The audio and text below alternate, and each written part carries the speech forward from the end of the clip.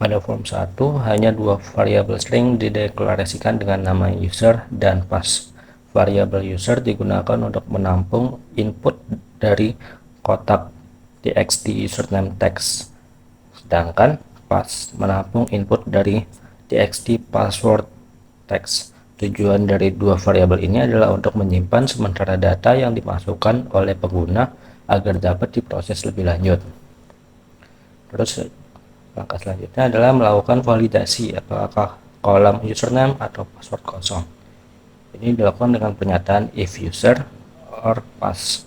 Jika salah satu keduanya tidak diisi, maka program akan menampilkan pesan menggunakan fungsi message box yang berisi tulisan username dan password harus diisi dengan ikon peringatan FB exclamation dan judul peringatan. Setelah itu program langsung menghentikan proses login dengan exit sub agar tidak melanjutkan ke bagian berikutnya. Jika kedua kolom telah diisi, program kemudian melakukan proses verifikasi password. Hanya password yang diperiksa, sedangkan username bebas diisi. Jika password yang dimasukkan sama dengan string 123, maka dianggap berhasil. Program akan menampilkan pesan login berhasil, selamat datang, nama username, menggunakan message box dengan ikon informasi FB information dan judul sukses. Setelah itu form kedua akan menampilkan menggunakan from show dan from login disembunyikan menggunakan me hide. Namun jika password yang dimasukkan tidak sesuai, bukan 123, maka program akan memberikan peringatan bahwa login gagal. Pesan yang ditampilkan berbunyi password salah dengan ikon tanda silang merah FB critical dan judul login gagal.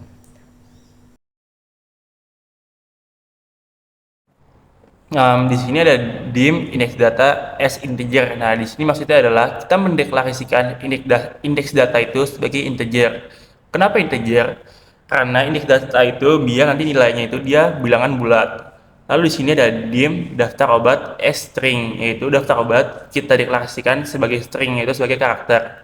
Lalu di sini ada dim disable change event as boolean, yaitu di mana kita di sini dapat mengaktifkan change event sebagai nilai true atau false. Lalu di sini pada komen satu klik, di sini kita mendeklarasikannya sebagai item baru as list item. Lalu di sini pada logika pemrograman pertama itu validasi data kosong. Nah, maksud validasi data kosong ini jika pada txt, code text, dan nama teks dan combo jenis teks dan harga teksnya itu jumlah dan itu kosong, maka pada message box-nya akan menampilkan semua data itu harus diisi. Nah, pada VB exclamation ini dia itu dimaksudkan sebagai kita mendeklarasikan simbol tanda serunya. Lalu pada logika keduanya itu tambahkan data ke list view, yaitu di sini kita akan masukkan data-data kita ke dalam item-item, yaitu nama, jenis, harga, dan jumlah. Lalu di sini sebentar, kosongkan input setelah ditambahkan itu, maksudnya setelah kita menginput datanya, maka pada txt code nama, jenis, harga, dan jumlah itu bakal kosong. Lalu sini kita pada list view obat itu short key-nya kita samakan 0 biar pada kolom pertama itu kode obat. Lalu pada short order sama dengan list view ascending itu kita dapat mengurutkannya berdasarkan abjad, yaitu A sampai Z. Lalu sini short-nya itu sama dengan true. Lalu pada command 2 klik, di sini kita mendeklarasikannya itu sebagai list item. Nah, di sini kita ada set item sama dengan list obat titik list item add.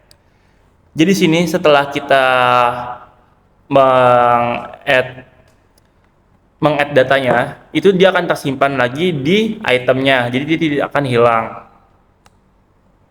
Lalu pada sub command tree, yaitu melakukan perubahan.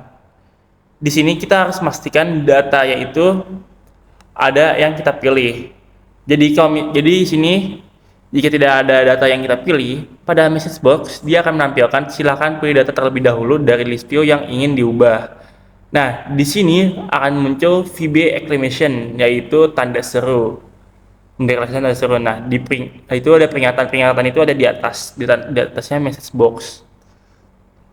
Lalu di sini jika kita sudah memilih data dan menambahkan data yang baru, di sini dia akan menampilkan apakah Anda yakin ingin mengubah data berikut, yaitu di sini data sebelumnya itu ditampilkan, lalu ada data barunya di bawahnya.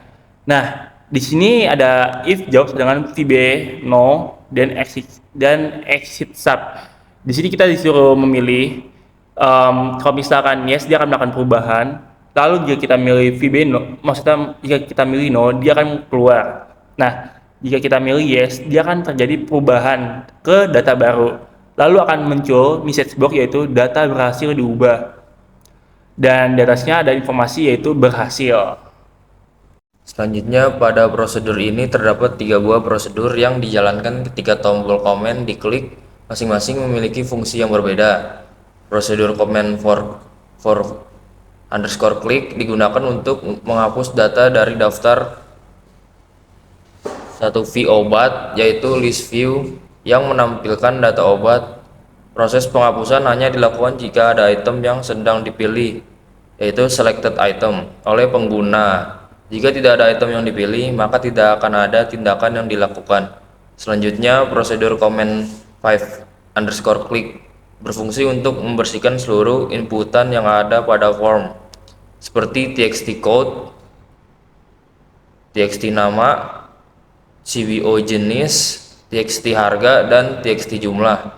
Proses pembersihan ini diawali dengan menonaktifkan sementara event perubahan disable change events sama dengan true agar tidak terjadi efek samping selama proses pengosongan data. Setelah semua komponen input dikosongkan dan fokus diarahkan kembali ke txt code, event perubahan diaktifkan kembali dengan disable change events sama dengan false.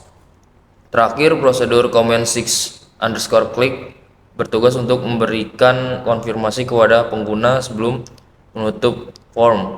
Ketika tombol diklik, akan muncul kotak dialog atau message box yang menanyakan apakah pengguna yakin ingin keluar dari aplikasi. Jika pengguna memilih yes, maka form akan ditutup menggunakan perintah unload me. Logika prosedur pada kode di atas terdiri dari 2 bagian utama, yaitu pencarian data obat dan inisiasi form saat aplikasi dijalankan. Saat tombol komen 7 diklik, prosedur mengambil input kata kunci dari teks 1, lalu memeriksa apakah kata kunci tersebut kosong. Jika kosong, maka pengguna diminta mengisi terlebih dahulu.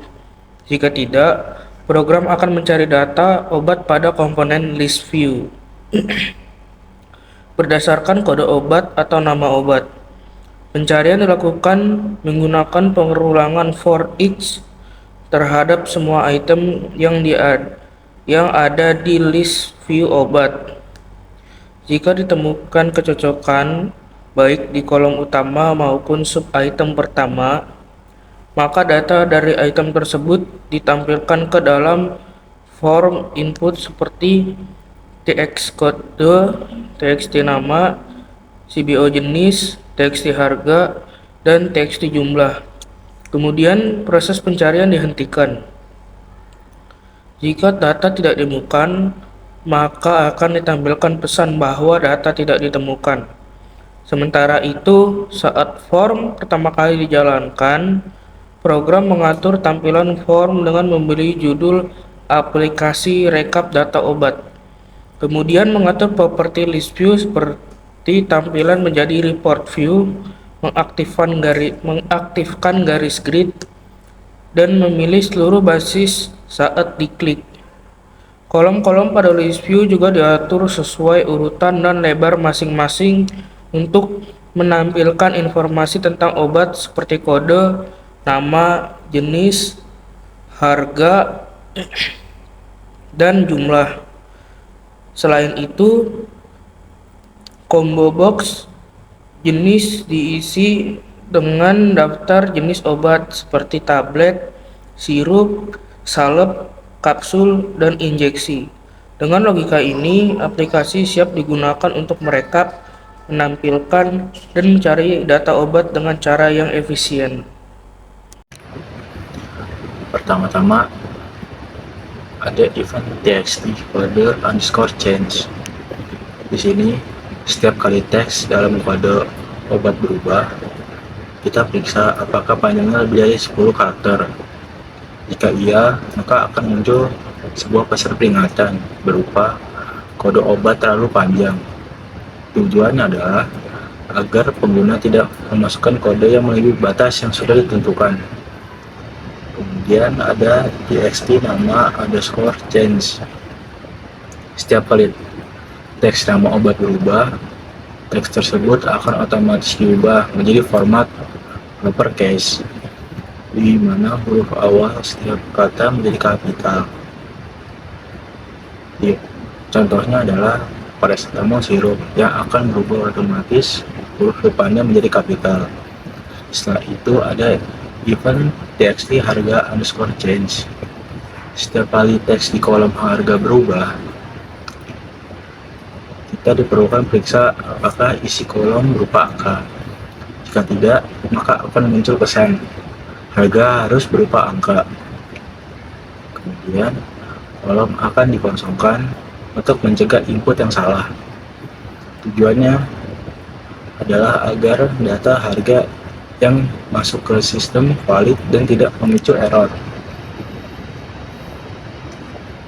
Dan terakhir adalah txt jumlah underscore change. Logikanya mirip seperti yang harga, cuma setiap perubahan di kolom jumlah akan dicek apakah berupa angka. Jika tidak, akan muncul peringatan jumlah harus berupa angka dan kolom dikosongkan kembali. Ini untuk menjaga agar jumlah obat yang diinput tidak mengandung karakter non-numerik. Kemudian di setiap blok logika kita punya pengecekan if, disable change event, dan exit hub, exit sub. Ini berfungsi untuk mencegah event dijalankan ketika kita sedang melakukan perubahan otomatis melalui kode agar tidak menimbulkan konflik atau loop yang tak berujung.